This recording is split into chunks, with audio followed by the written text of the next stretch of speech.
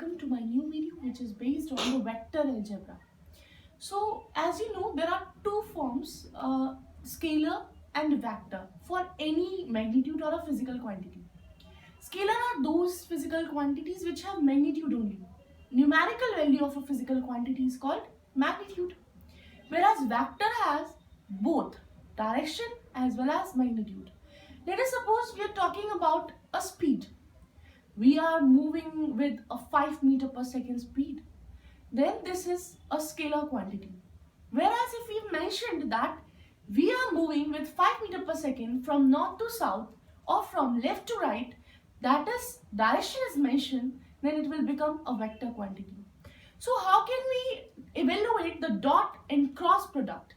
Dot product is considered as scalar product, that means considerable for a magnitude, and cross product is the vector product. Let us see. Any vector can be represented in the form of x, y and z plane. Your x is x direction shows by I cap. This cap means unit vector. What does it mean? Let us suppose this is x, y and z k cap. If you have to find out the magnitude for this particular vector, then you have to find out by this way: x square, y square, z square. Okay? So your a cap is like this, and if your magnitude comes out to be 1, then that vector is considered as a unit vector. There are two types of products for any vector, which are dot and cross product. Dot product is also known as scalar product, as I told you, and cross product is also regarded as vector product. How can you evaluate dot product? Your dot product between two vectors can be evaluated as A magnitude, B magnitude, cos theta. Whereas for cross product you have to apply sin theta.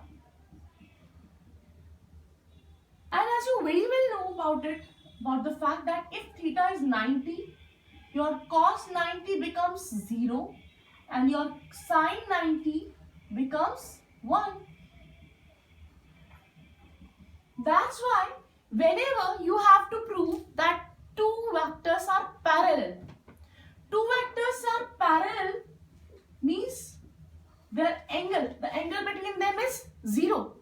The angle, if angle is 0, then your cos 0 is 1, whereas your sin 0 is 0.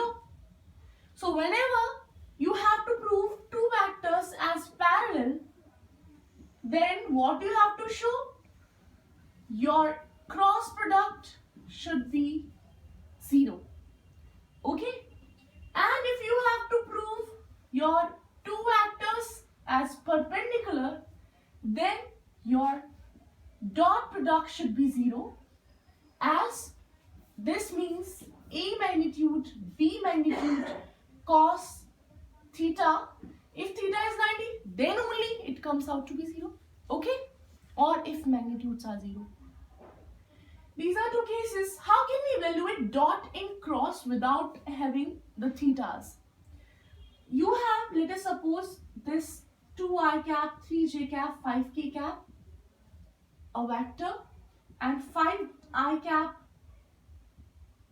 7j cap, 6k cap. This is your A vector, this is your B vector. And you have to find out the dot product between them. So what you have to do? You have to just multiply the I with I, J with J and K with K.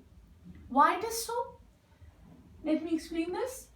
Firstly, 2 5s are 10, 7 3s are 21, 6 5s are 30, and you will get the answer. Why this will become like this? That I only apply I with I, J with J and K with K. Listen, these are your three axes, x, y and z.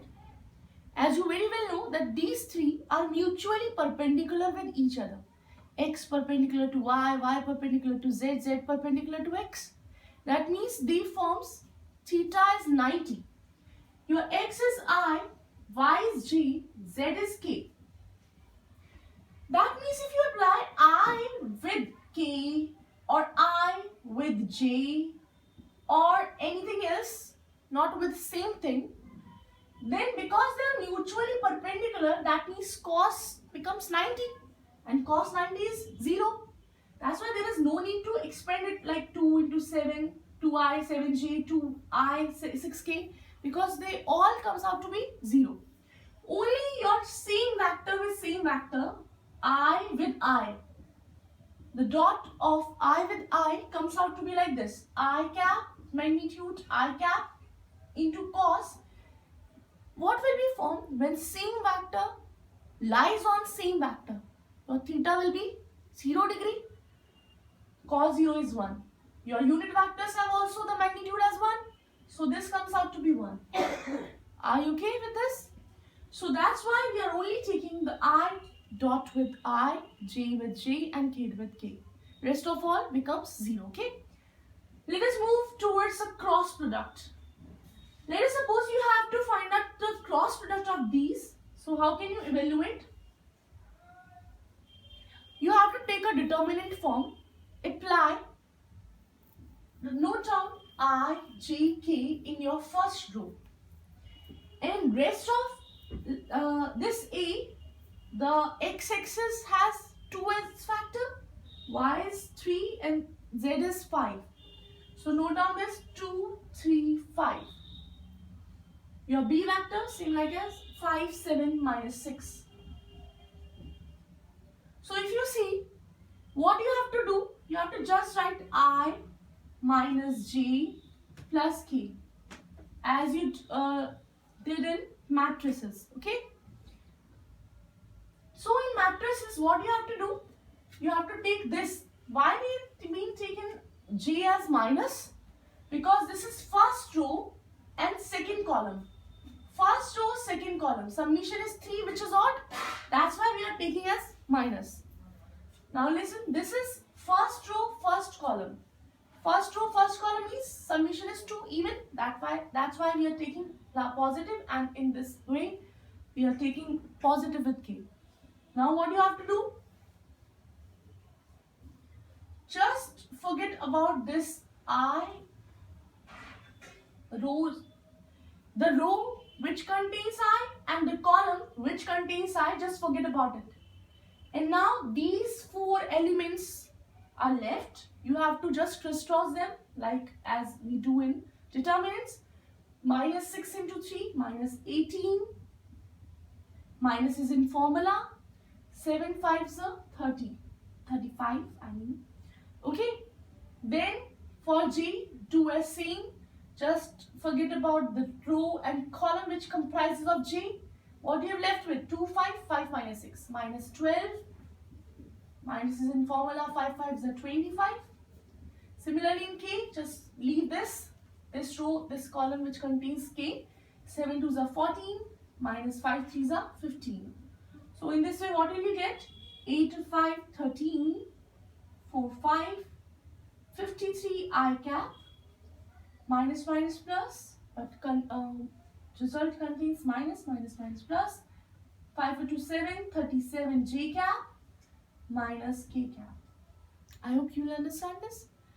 You understand? In our next video, we'll discuss more about the vector algebra and our rest topic. If you have any doubt or comment over this, you can comment it. And don't forget to subscribe my channel. Take care till then. Thank you.